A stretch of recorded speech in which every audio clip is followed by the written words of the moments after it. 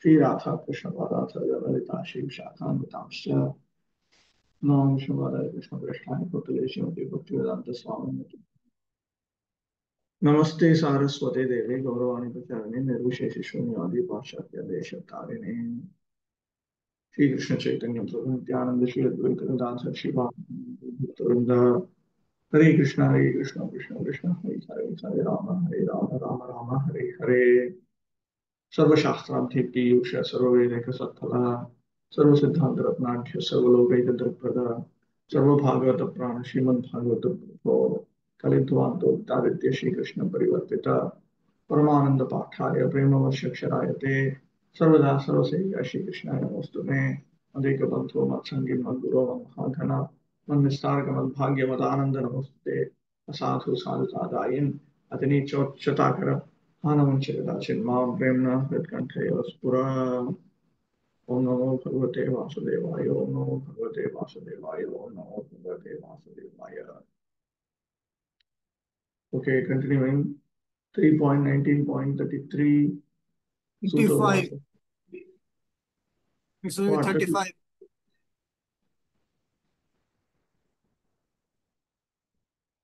Right.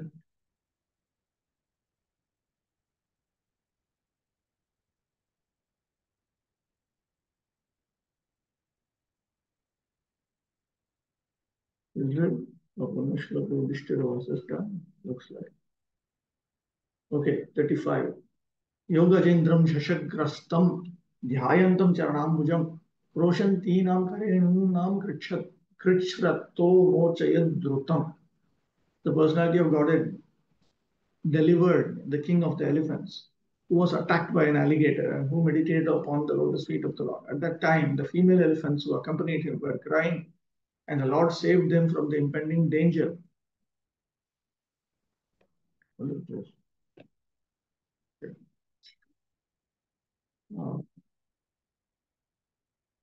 Okay. तथा श्रवणमात्रेण मनुष्यान् उद्धरति इति किं वक्तव्यम्? What to speak of the fact that the Lord saves human beings simply by when they simply hear about his topics. Yatah smaranena api pashun api uddharati sma ityahaya iti. He has delivered even animals who simply remembered him. Jhashaha, graha. Here the word jhasha refers to an alligator, graha.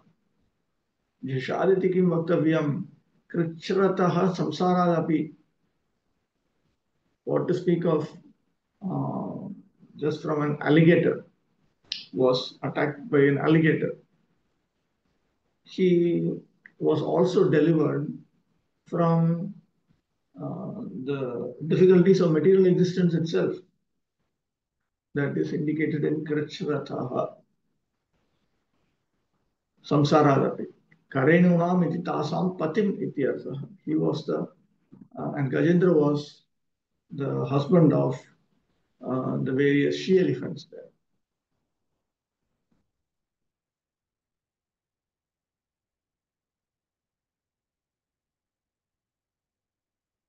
Okay.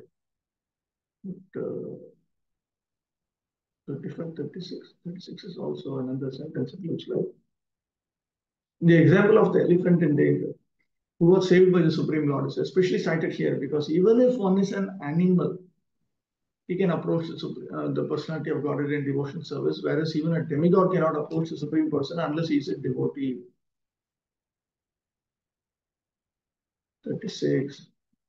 Tam sukharadhyam rijubhir ananya sharanair nribhi kritagyah ko na seveta duraradhyam sadhubhi. What grateful soul is there who would not render his loving service to such a great master as the personality of Godhead? The Lord can be easily pleased by spotless devotees who resort exclusively to him for protection, though the unrighteous man finds it difficult to propitiate him. Ataha saha sadaeva aradhayitum uchitaha. Therefore, it is appropriate that he should be worshipped constantly. That is conveyed in text 36. Ityaha tamiti kritagya sharanagata palana abhigya.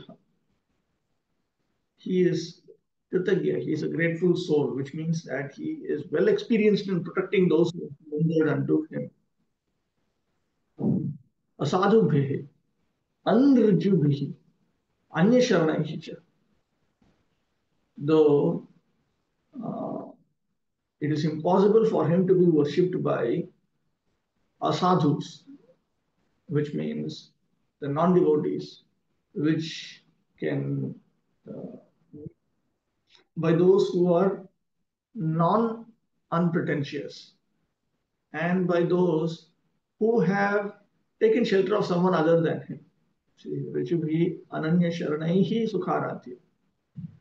So he can be easily worshipped, happily worshipped by those who are unpretentious and who have not taken to anybody else's shelter. But if these two conditions are not met, then he is not Sukharatyam, he is Dukkaratyam, which is noted here. Duraratyam, Asadhubihi is the very opposite of these two. Every living entity, especially persons in the human race, must feel grateful for the benedictions offered by the grace of the Supreme Lord. Therefore, anyone with a simple heart of gratefulness must be Krishna conscious and offer devotional service to the Lord.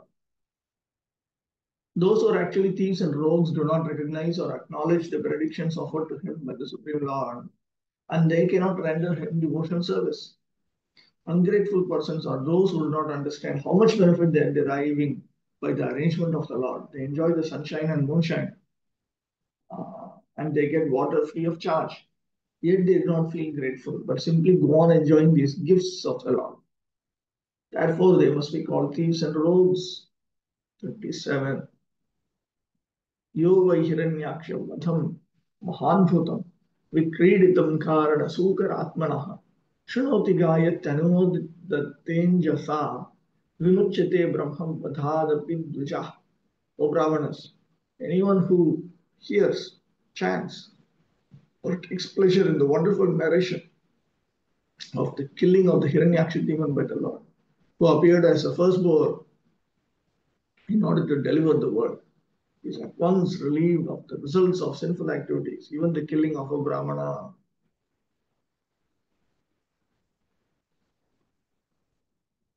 Sakaman api kathashravane pravartayati.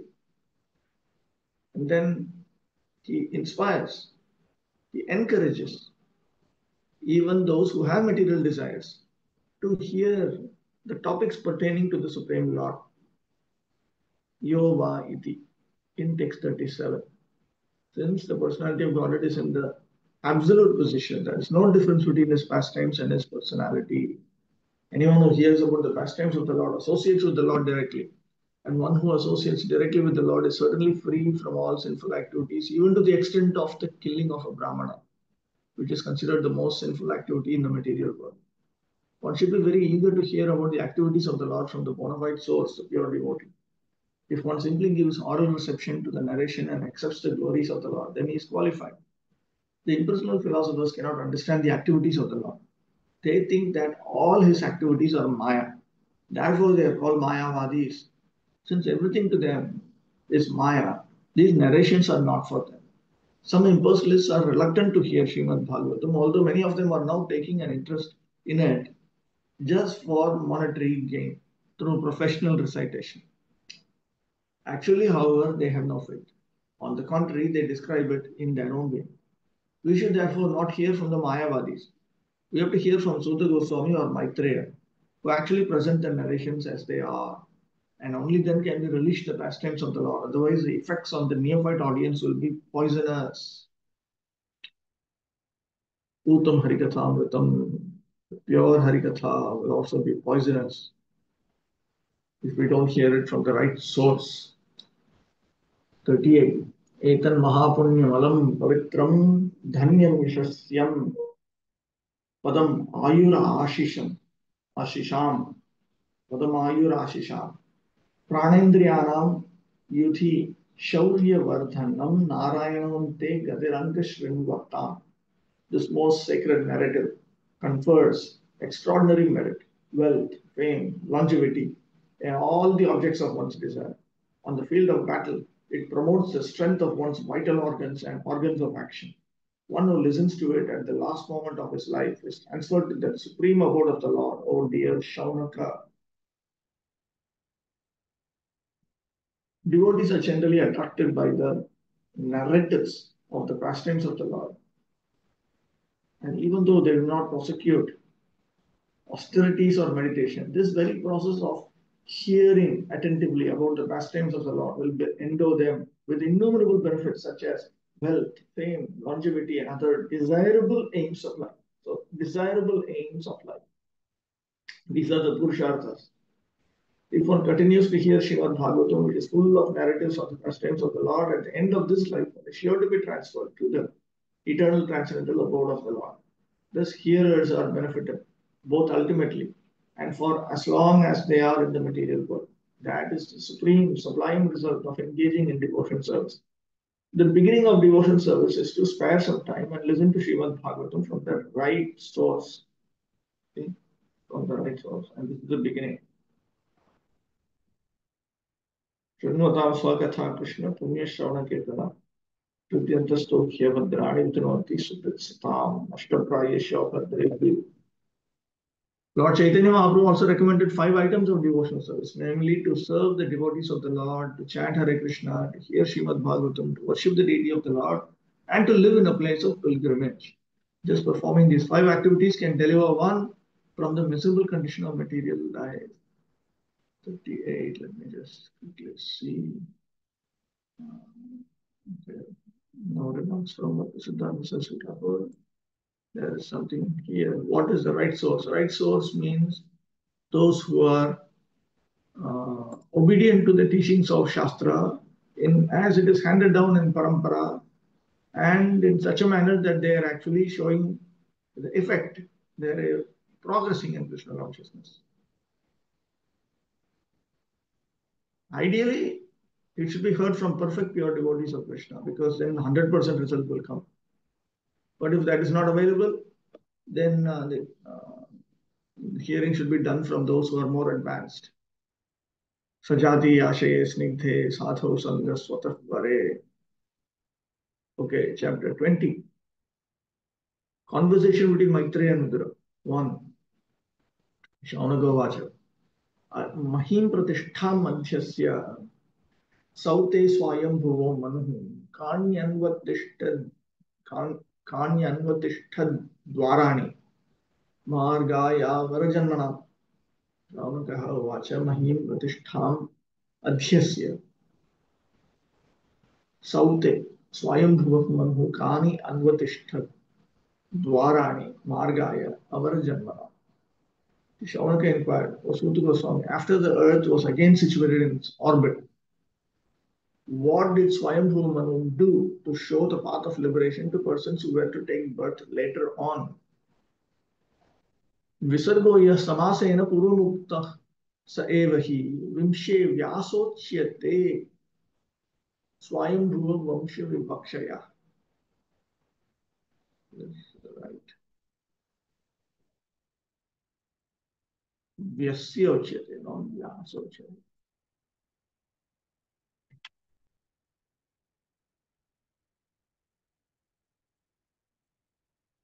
This is correct. Vyasyocyate. The Visarga that was previously spoken in brief is now elaborated in chapter 20 because this is as a preparation to describe the lineage of Vayambhuva Manu, Pratishtham, Ashrayam. So when the earth was put back in its shelter, Saute, Romaharshana Suno, O son of Romaharshana, Avaraj Janmanam, Sanakadibhya Uttarakala Janmavatam Jivanam, Ishwari Leenanam मार्गाय निर्गमाय कानि द्वाराणि कृतवान् अर्वाचीनान् प्राणिनः कैः उपायैः सृष्टवान् इति अर्थः. there were the Jivatmas who were merged in the body of the Supreme Lord. And he's talking about the time after the appearance of the four Kumaras and so on. So what gateways, pathways did he make to get them out? They were merged into the Lord to get them out of the Lord's body. Arvachina, Praninaha, Kaihu Upai Srishtavan. So the idea is how did uh, how did creation take place? How exactly were the others created? How did they get their respective bodies? That is the idea. That is one meaning. Another meaning is this. Ultimately, everything is created for liberation only. The appearance of the Lord as the first born incarnation occurred during the time of Swayambhu Manu, whereas the present age is in the period of Vaivasvata Manu. Each Manu's period lasts 72 times the cycle of 4 ages, and one cycle of ages equals 400. What is this? 1,000,000,000? 4,320,000 solar years. Thus, 4,320,000 times 72 solar years is the reign of one Manu. In each Manu's period, there are many changes in many ways, and there are 14 Manus within one day of Brahma. It is understood here that Manu creates scriptural regulations for the salvation of the conditioned souls who come to the material world for material enjoyment. The Lord is so kind that any soul who wants to enjoy in this material world is given full facility for enjoyment, and at the same time, he is shown the path of salvation. Shaunaka Rishi therefore inquired from Sudha Goswami, what did Swayambhuva Manu do after the reinstatement of the earth in its orbital situation? Okay, there's a question here. Yes. Hare Krishna, Prabhu. Prabhu, the earth, Bhumandala, it was sunk in the at the end of previous kalpa in the Garbhodaka ocean, or it was taken away by the demon to the that Garbhodaka ocean? There are two different events that we have come across at the end of two different Manvantaras. At the end of Swayambhuva Manu, the earth was sunk in Garbhodaka ocean. There was no demon there. Then in Chakshusha Manu, after his time only, it was sunk because of the demon. The demon had hit. So here we are reverting back to this Swayambhuva Manu's time. Okay, Prabhu. So, okay. But something came in the chat box.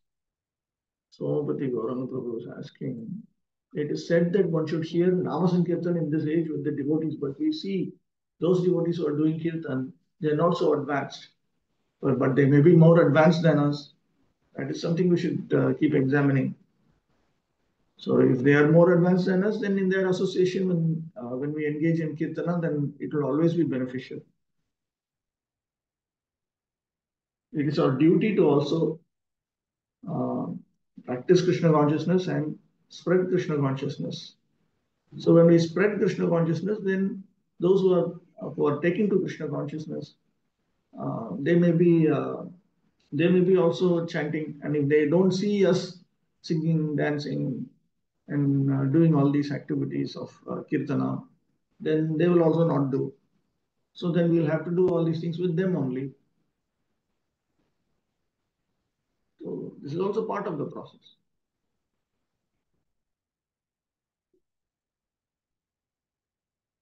Okay, let's resume. 2. Here I have 2 to 4, so let me first of all read 2 fully, and then 3, and then 4, and then come back here to Krishna Chakravarti. 2. Shakta Mahabhagavata Krishnasya Ikantika Sukrit Yastatyajagrajam Krishne Sapatyam Madhavaniti. Shaunaka Rishi inquired about Vidura, who was a great devotee and friend of Lord Krishna, and who gave up the company of his elder brother because the latter, along with his sons, played tricks against the desires of the Lord. The incident referred to here is that Vidura left the protection of his elder brother Dhritarashtra when traveling everywhere to sacred places. and met Maitreya at Hardwar. Hardwar is Haridwar. Shaunaka Rishi here inquires about the topics of the conversation between Maitreya Rishi and Vidura. Vidura's qualification was that he was not only a friend of the Lord but also a great devotee. When Krishna tried to stop the war and mitigate the misunderstanding between the cousin brothers, they refused to accept his counsel. Therefore, Shakta or Vidura was unsatisfied with them and he left the palace. As a devotee, Vidura showed by example that anywhere that Krishna is not honored is a place unfit for human habitation. A devotee may be tolerant regarding his own interests, but he should not be tolerant when there is misbehavior towards the Lord or the Lord's devotee. Here, the word Aghavan is very significant. Aghavan, sinful, offender. For it indicates that the Kauravas, Dhritarashtra's sons, lost the war because of being sinful in disobeying the instructions of Krishna. 3.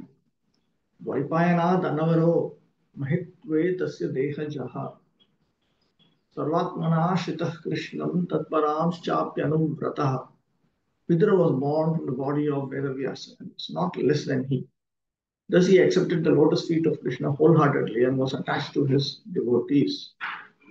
The history of Vidura is that he was born of a Shudra mother, but his seminal father was Vyasadeva. Thus he was not less than Vyasadeva in any respect, since he was born of a great father, who was supposed to be an incarnation of Narayan and who composed all the Vedic literatures. Vidura was also a great personality. He accepted Krishna as his worshipable Lord and followed his instructions wholeheartedly. For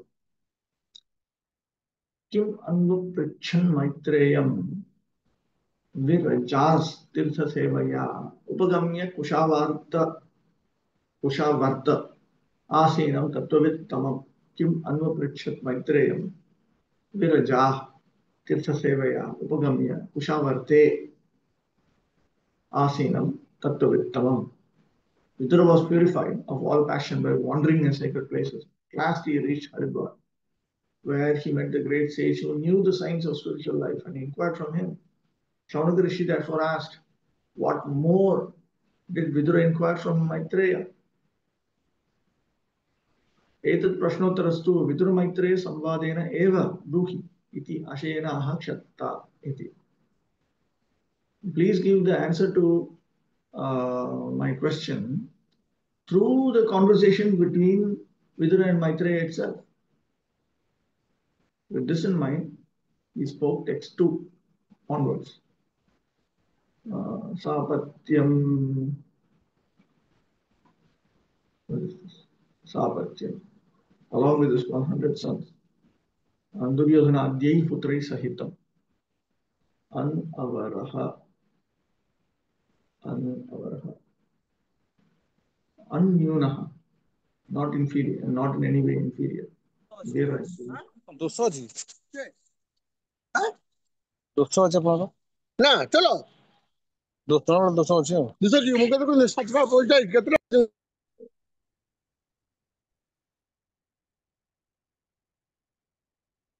Okay, where are we?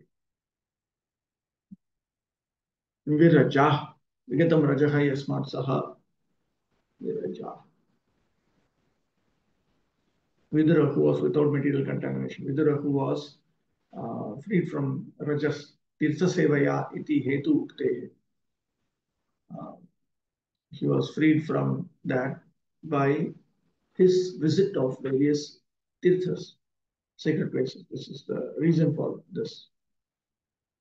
Pratyasatyacha tirthanam eva rajaha malinyam vigatam iti artha.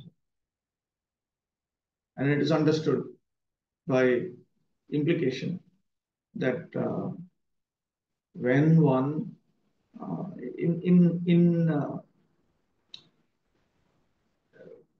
in the proximity of these tirthas, at that time itself, passion is indicative of, is a representative of all kinds of contamination. All of them, they go away. That is the meaning. Kushavarte Ganga Dware. Kushavarte refers to Ganga Dwara or Haridwar. Here the words Vir Rajas, Tirtha Sevaya refer to Vidura, who was completely cleansed of all contamination by traveling to places of pilgrimage. In India, there are hundreds of sacred places of pilgrimage, of which Prayag, Haridwar, Vrindavan, and Rameshwaram are considered principal. After leaving his home, which was full of politics and diplomacy, Vidura wanted to purify himself by traveling to all the sacred places, which are so situated that anyone who goes there automatically becomes purified. This is especially true in Vrindavan. Any person may go there, and even if he is sinful, he will at once contact an atmosphere of spiritual life. He will automatically chant the names of Krishna and Radha. That we have actually seen and experienced. It is recommended in the Shastras that after retiring from active life and accepting the Vanaprastha retired order, one should travel everywhere to places of pilgrimage in order to purify himself. Vidura completely discharged this duty, and at last he reached Ushavarta or Haridwar, where the sage Maitreya was sitting. Another significant point is that one must go to sacred places, not only to take bath there, but to search out great sages like Maitreya and take instructions from them. If one does not do so, his traveling to places of pilgrimage is simply a waste of time. Narottam Das Thakur, a great Acharya of the Vaishnava sect, has for the present forbidden us to go to such places of pilgrimage because in this age the times have having so changed. A sincere person may have a different impression on seeing the behavior of the present residents of the pilgrimage sites. He has recommended that instead of taking the trouble to travel to such places, one should concentrate his mind on Govinda, and that will help him. Of course, to concentrate one's mind on Govinda in any place is a path meant for those who are the most spiritually advanced. It is not for ordinary persons. Ordinary persons may still derive benefit from traveling to holy places like Prayag, Mathura, Vrindavan, and Haridwar. It is recommended in this verse that one find a person who knows the signs of God or a Tattvavit Tamam. Tattvavit means one who knows the absolute truth. There are many pseudo-transcendentalists even at places of pilgrimage. Such men are always present, and one has to be intelligent enough to find the actual person to be consulted. Then one's attempt to progress by traveling to different holy places will be successful. One has to be free from all contamination. At the same time, he has to find a person who knows the signs of Krishna. Krishna helps a sincere person, as stated in the Chaitanya Charitamrita, Guru Krishna Prasade. By the mercy of the spiritual master and Krishna, one attains the path of salvation, devotion service. If one sincerely searches for spiritual salvation, then Krishna, being situated in everyone's heart, gives him the intelligence to find a suitable spiritual master. By the grace of a spiritual master like Maitreya, one gets the proper instruction and advances in his spiritual life. 5. Tayoh samvadatoh sutta pravritta hyamala katha apoganga iva khagni hare padambujashraya tayoh samvadatoh sutta pravritta hi amalah katha apah ganga iva aghni hare padambhuja ashraya. Gauranga inquired about the conversation between Vidura and Maitreya. There must have been many narrations of the spotless pastimes of the Lord. The hearing of such narrations is exactly like bathing in the water of the Ganges, for it can free one from all sinful reactions.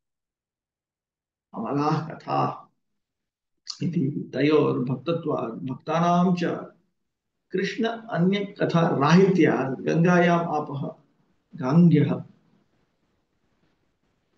What? Gangyah. What is it? Gangya? What cannot be? 1 minute, wait, let me just check the reading. This is what text number Gangya. I have Bhaktisiddhanta Saraswati Thakur's reading as Gangya. Gangya. This is the reading that Vishnu Chaturthi Thakur also has. But our reading is like this, Ganga. But anyway, the meaning is the same. Yes. Agaknir, Agaknya. Okay, not difficult. Malah Katha. So when they were together, then certainly their activities, it would have simply them getting together would have given rise to Amalah Katha, spotless narrations. Because both of them were devotees, and because devotees do not engage in any discussion of anything other than Krishna. Therefore, he has spotless narrations. Therefore, their narrations are spotless. Their narrations are spotless in itself indicates they were engaged in Krishna Katha. Besides this, they are comparable to the water of the Ganges. They are also Akhagni, Akhagniyaha. They also vanquish all sins. Hare Padambuja Ashraya. The topics are on the lotus feet of the Supreme Lord. Interesting. Okay, more questions. What about if one fails to accept Vanaprastha if he dies before that? Before that, what? If it's we would expect him to be spiritually contaminated. So in his next life, he will get the chance to resume from that. Here, Shastra seems impractical. Why is it impractical? Vanaprastha life is recommended for devotees or any ordinary person. Ordinary persons also. Anyone who accepts Vedic Dharma is expected to accept Purusha Dharma, Sri Dharma. And for Purusha Dharma, you have Varna Dharma, Ashrama Dharma. If they want to attain Dharmartha Kama, or if they want to attain Moksha, or if they want to attain Bhagavad Prema, then they have to accept these regulative restrictions. But God, the water of the Ganges is purified because it pours forth from the lotus feet of the Lord. Similarly, Bhagavad Gita is as good as the water of the Ganges because it is spoken from the mouth of the Supreme Lord. So it is with any topic on the pastimes of the Lord or the characteristics of his transcendental activity. The Lord is absolute. There is no difference between his words, his perspiration, or his pastimes. The water of the Ganges, the narrations of his pastimes, and the words spoken by him are all on the absolute platform, and thus taking shelter of any of them is equally good. Srila Rupa Goswami has enunciated that anything in relationship with Krishna is on the transcendental platform. If we can dovetail all our activities in relationship with Krishna, then we do not stand on the material platform, but always on the spiritual platform. Iha yasya haredasye karmana manasa gira nikhilasu apyavasthasu jivan muktasa uchyate. 6. Tana kirtaya bhadram te kirtanyotara karmanha vasagya vonotrypyeta hari leelamritam piban kaha naha. Kirtaya bhadram te kirtanya udar karmanha rasagya kaha no trypyeta hari leelamritam piban. O Sutta Goswami, all good fortune to you. Please narrate the activities of the Lord, which are all magnanimous and worth glorifying. What sort of devotee can be satiated, can be bored by hearing the nectarian pastimes of the Lord? Bhadram te iti autsukyena ashirvada. Now the sages, their eagerness to hear has brought them to the point of giving a blessing to the speaker, Sutta Goswami. Bhadram te, may all good come unto you. It's a standard expression of blessing. Kirtanyani udarani karmani yasu yasya va iti kathaya hareshava. So the topics pertaining to the Supreme Lord are those which are meant to be chanted, which are meant to be spoken, and they are concerning his liberal activities. The narration of the pastimes of the Lord, which are always enacted on the transcendental platform, should be received with all respect by devotees. Those who are actually on the transcendental platform are never satiated by hearing the continuous narration of pastimes of the Lord. For example, if any self-realized soul reads from Bhagavad Gita, he will never feel satiated. The narrations of Bhagavad Gita and Srimad Bhagavatam may be read thousands and thousands of times, and still, without fail, new aspects of the subject matter will be relished by the devotee. 7. Evam ugrashravah prishtha. Evam ugrashravah prishta.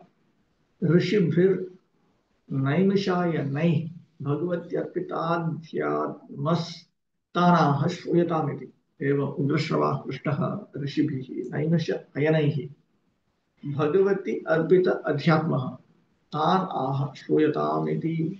On being asked to speak by the great sages of Naimisharanya, the son of Romaharshina, Sutta Goswami, whose mind was absorbed in the transcendental pastimes of the Lord, said, "Please hear what I shall now speak. Adhyatmam manaha." So therefore, Arpita Dhyatma means one who had dedicated his mind to the Lord. 8. Sutravacha. Hare Dhrita Kroda Tanoswamayaya Nishamya Gor Uddharanam Rasatalat Leelam Hiranyaksham Avagyaya Hatam Sanjata Harsho Munimaha Bharata. Sutta Goswami continued.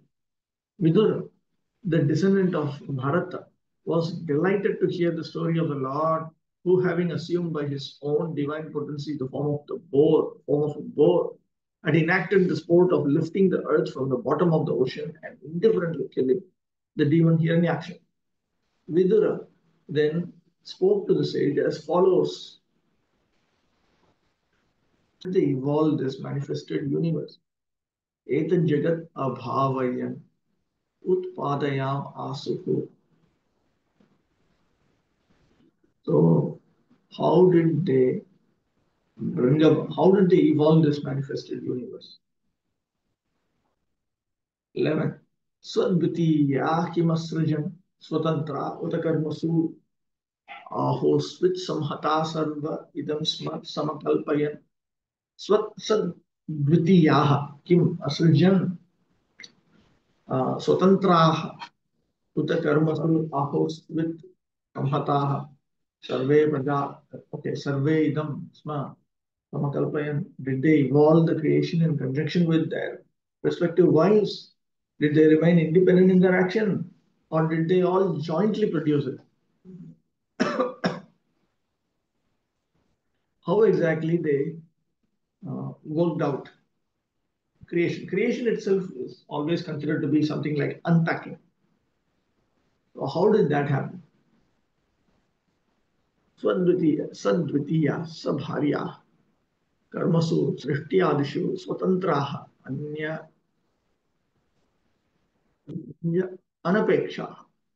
So, was it along with their bharyas, with their wives, or were they independent in their actions of creation, etc.? That means independent means they were not dependent on anybody else. Samhata bahutara sammelana apeksha, or were they dependent on a joint production? 12. Maitreya Vacha. Daivena durvitarkena parenani mishena cha जातक्षोभान् भगवतो महान् आसीत् गुणत्रय. मैत्रेय उवाच दैवेन दुर्वितर्क्येण परेण अनिमिषेण च जातक्षोभात् भगवतः महान् आसीत् गुणत्रय. Maitreya said, when the equilibrium of the combination of the three modes of nature was agitated by the unseen activity of the living entity, by Mahavishnu and by the force of time, the total material elements were produced. That is, the total material elements refers to the Mahatattva. Kim Arabhata. How did he begin the process of creation? That was the question. Right. This is 12. Kim Arabhata. Yes. The idea is that how did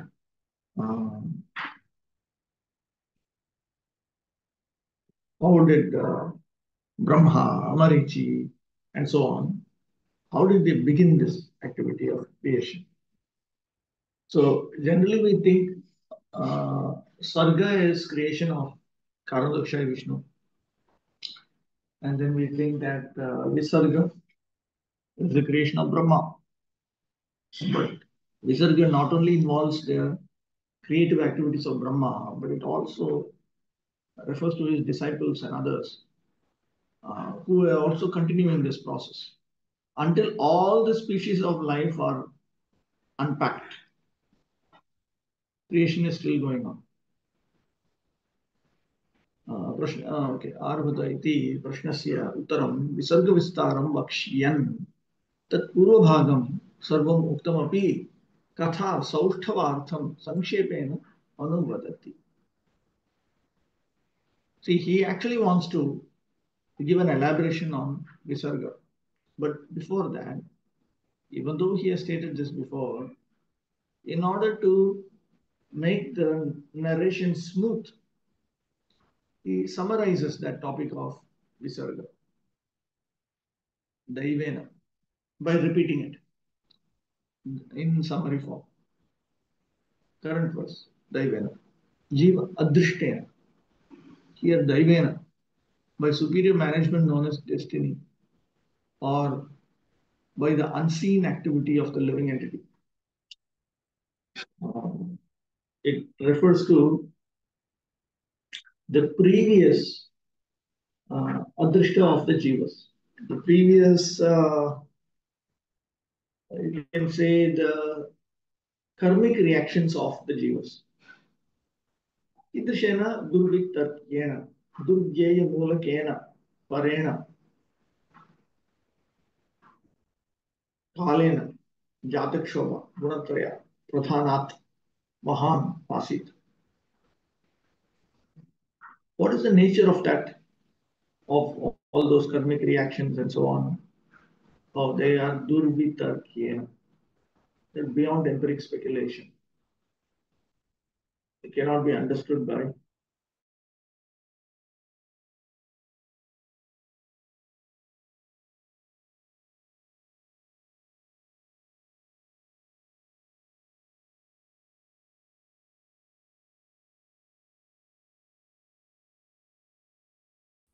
so karmic reactions is one thing, but then there is also another force, the supreme force of time, which is empowered by the Lord Himself. So then, when pradhana itself becomes agitated, pradhana contains the three modes of material nature.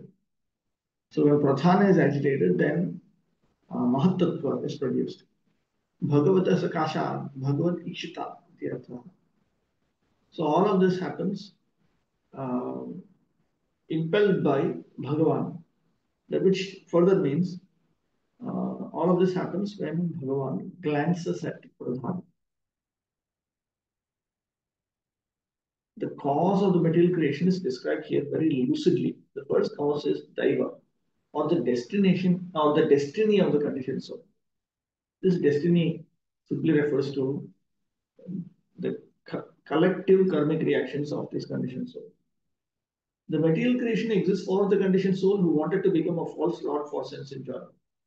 One cannot trace out the history of when the conditioned soul first decided to lord it over material nature. But in Vedic literature, we always find that the material creation is meant for the sense enjoyment of the conditioned soul. That's a nice verse which says that the sum and substance of the conditioned soul sense enjoyment is that as soon as he forgets his primary duty to render service to the Lord, he creates an atmosphere of sense enjoyment which is called Maya. That is the cause of material creation. Another word used here is durvitarkyena. No one can argue about when and how the conditioned soul became desirous of sense enjoyment. But the cause is there. Material nature is an atmosphere meant only for the sense enjoyment of the conditioned soul. It is created by the personality of God. It is mentioned here that in the beginning of the creation, the material nature or Prakriti is agitated by the personality of God, Vishnu. There are three Vishnus mentioned. One is Mahavishnu, another is Garbhodakashayi Vishnu, and the third is Kshirodakashayi Vishnu. The first canto of Srimad Bhagavatam discusses all these three Vishnus. And here also it is confirmed that Vishnu is the cause of creation. From Bhagavad Gita also, we learn that Prakriti begins to work and is still working under Krishna's or Vishnu's glance of superintendence. But the Supreme Personality of Godhead is unchangeable.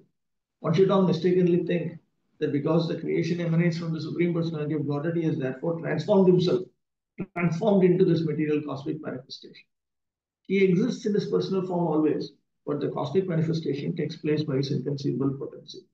The workings of that energy are difficult to comprehend, but it is understood from Vedic literature that the conditioned soul creates its own destiny and is offered a particular body by the laws of nature under the superintendence of the Supreme Personality of Godhead, who always accompanies him as Paramatma. Okay, there's a question here. Prabhuji, you were mentioning about the necessity of accepting parampara authorities, but this concept of things lying beyond our range, people, especially nowadays, they have this notion that actually nothing is beyond our range. If something is beyond also today, tomorrow it will come within my range through technological advancement. No. There are technology involves utilizing our senses, but from the philosophical point of view, there is always a possibility that something may be beyond your senses. No, Plato's cave. The Greek philosophers had this idea that the human being in his current situation, he's like a person who's imprisoned inside a cave, and he is imprisoned, but he cannot see the entrance of the cave. He's made to see the opposite of that. So since there is some light coming from outside the cave, he is able to see his own shadow, his shadow, other shadows, that much only. So because he's only seeing the shadows, he cannot understand what is the reality beyond the cave. So this idea is coming from Greek philosophers, and in the philosophical world of today contemporary times also, they think seriously about all these things. They think about these things. There's no guarantee that something cannot be beyond the grasp of our senses. And if you look at empirical data, constantly people keep reporting things which are beyond the control of human beings. They report objects appearing, disappearing. They report all kinds of things. All kinds of things they do keep on reporting. Things which are just beyond human reach. So these are all perennial topics which have been interesting to various human researchers over the centuries. I'm talking not India and all. I'm talking the West itself, Europe, in North America, in these places, in all first world countries. They study all these things. They study scientifically also. They try to research. So they are not convinced. The leading thinkers are not absolutely sure that everything is within sense perception. Generally, the scientists also prefer not to speak about all these things. They say, okay, now let us speak about that which is within our control. So, but if you look at the philosophers in the West, contemporary philosophers, including them, they also talk about so many things which are beyond the range of the human senses, individually and collectively, because that possibility is always there. What makes us think that everything has to be within the range of our senses, or there could be things which are forever beyond the range of the senses now, because it is simply one of the axioms of modern thinking that everything that is in existence can be understood through human endeavor. And that is also challenged philosophically in the West itself.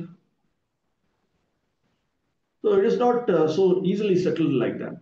The people who believe in that technology is going to solve all the problems of life, these are the products.